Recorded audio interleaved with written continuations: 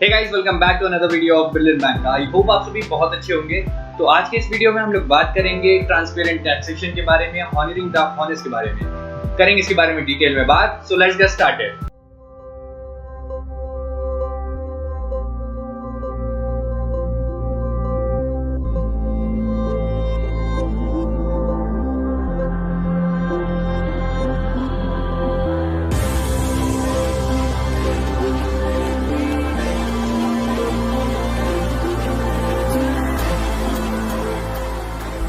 तो क्या है ट्रांसपेरेंट टैक्सेशन?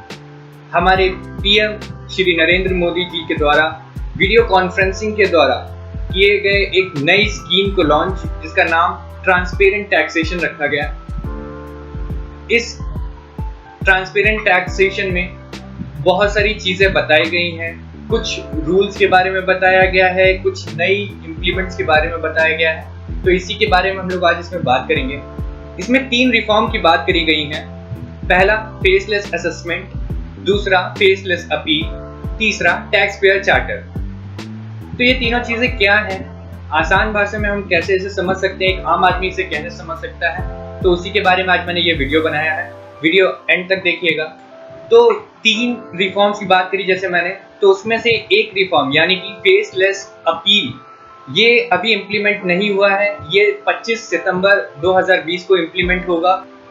बाकी दोनों चीजें यानी कि फेसलेस असेसमेंट और tax payer charter immediate effect से अप्लाई हो चुका है।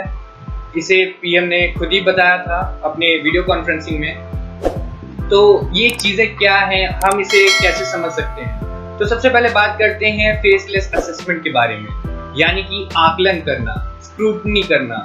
तो हुआ क्या, जैसे कि अगर अभी आप टैक्स पे करते होंगे और आपको कोई भी दिक्कत आती होगी, तो आप नजदीकी जो भी टैक्स का इनकम टैक्स ऑफिस होता होगा वहां जाते होंगे, और वहां पे आप जो भी अधिकारी से मिलते होंगे और उसके जरिए आपका कोई भी काम होता होगा या फिर उसमें कुछ दिक्कतें आ जाती होंगी। तो इससे हटाने के लिए और चीजों को ट्रांसपेरेंट करने के लिए पारदर्शिता के बहुत बड़ा रोल इसमें अदा करा गया है। तो उसे दिखाने के लिए इसको ऑनलाइन पोर्टल के जरिए अब आप फिल कर पाएंगे। और इसका क्या होगा कि ये जरूरी नहीं कि आपके जो जिला होगा तो उसी के जो टैक्स डिपार्टमेंट है उसी के पास ये जो स्क्रूटनी के लिए जाएगा। ये किसी भी रैंडम ऑफिसर पूरे इंडिया में किसी के पास भी जा सकता है स्क्रूटनी के लिए, और इसके जरिए ही ये स्क्रूटनी करा जाएगा। तो मतलब इसमें ट्रांसपेरेंसी बढ़ाई जा रही है इस रिफॉर्म के जरिए, ताकि जो टैक्स पेयर है, जो टैक्स भरता है आदमी, तो उसे ऐसी कोई दिक्कत का सामना ना करना पड़े। इसीलिए कहा गया है इसमें ऑनरिंग द ऑनेस्ट, यानी कि जो रियल में टैक्स पेयर है उसे कोई भी दिक्कत का सामना ना करना पड़े। स्क्रूटनी होने के बाद आपको एक डिन नंबर दिया जाएगा, डॉक्यूमेंट आइडेंटिफिकेशन नंबर, जिसके जरिए से आपकी जो पूरी कंप्लेन होगी उसे देखा जाएगा आगे। दूसरा है फेसलेस अपील, यानी कि कोई शिकायत दर्ज करना। आप ये जानते होंगे, अगर कोई शिकायत करता है किसी चीज की, आप एग्जांपल के तौर पे ले लीजिए अपने स्कूल के दिनों पे, अगर आप किसी और की शिकायत करते होंगे तो वो आपसे भी कभी कहता होगा कि मैं तुम्हारे भी अब यही काम करूंगा। तो इसको ऐसे ही तरीके से आप देख के यूं समझ सकते हैं कि ये फेसलेस अब अपील कर सकते हैं आप। मतलब आप ऑनलाइन पोर्टल पे जाएंगे और इसके लिए शिकायत दर्ज करेंगे। इसके लिए भी एक रैंडम ऑफिसर कहीं पे सेलेक्ट होगा, वो इसकी जांच करेगा, इसकी पड़ताल करेगा और इसका जो भी आगे जो भी रिपोर्ट है वो तैयार करेगा।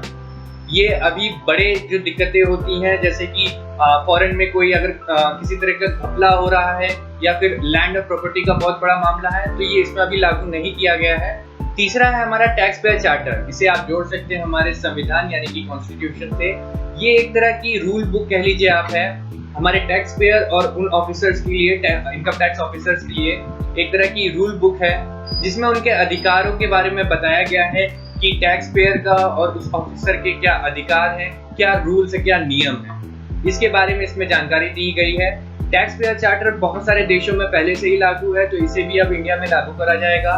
मेनली इसमें जो फोकस गया है वो ट्रांसपेरेंसी की ओर गया है। मतलब ट्रांसपेरेंसी सिस्टम में आएगी, लोग ज्यादा अच्छे से टैक्स पे करने का शुरुआत करेंगे।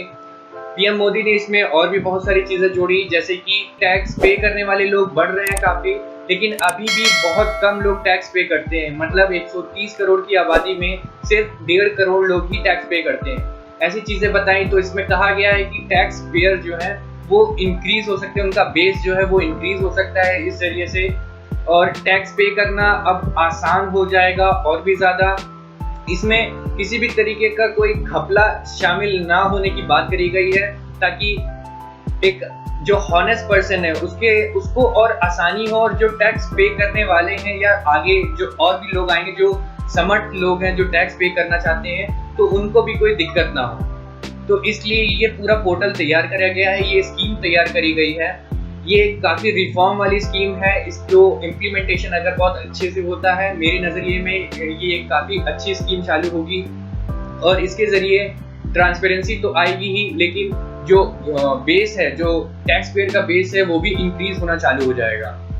ये जो स्कीम है CBDT यानी कि central board of direct tax की तरफ से ही लागू करी गई है, तो हो सकता है आने वाले समय में इसके बहुत अच्छे परिणाम हमें देखने को मिलेंगे।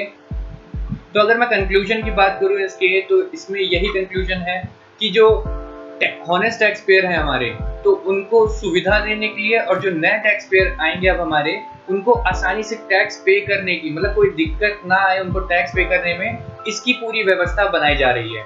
तो यही था पूरा ट्रांसपेरेंट टैक्सेशन। मैंने ये पूरी इन्फॉर्मेशन बहुत सारी जेन्युइन ऑथेंटिक साइट से ली है।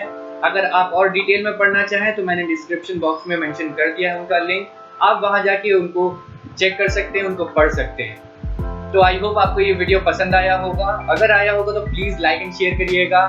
चैनल को सपोर्ट करने के लिए चैनल सब्सक्राइब जरूर करिएगा और बेल आइकन दबाइएगा। अगर आपका कोई सवाल या कोई क्वेरी हो तो नीचे कमेंट बॉक्स में मेंशन करिएगा, मैं ज़रूर आपको रिप्लाई दूंगा। मेरे सोशल मीडिया हैंडल्स आपको नजर आ रहे होंगे, आप चाहें तो मुझे वहाँ पे फॉलो कर सकते हैं, रिक्वेस्ट भेज सकते हैं। मैं आपको वहाँ पे आपके बहुत सारे सवालों के जवाब के साथ ही रोज डेली न्यूज़ अपडेट करता हूँ, जिससे कि आपकी नॉलेज और बढ़ सकती है और आप और तरक्की कर सकते हैं इस फाइनेंशियल वर्ल्ड। तो मिलता हूँ मैं आपसे अगले वीडियो में, तब तक के लिए नमस्कार।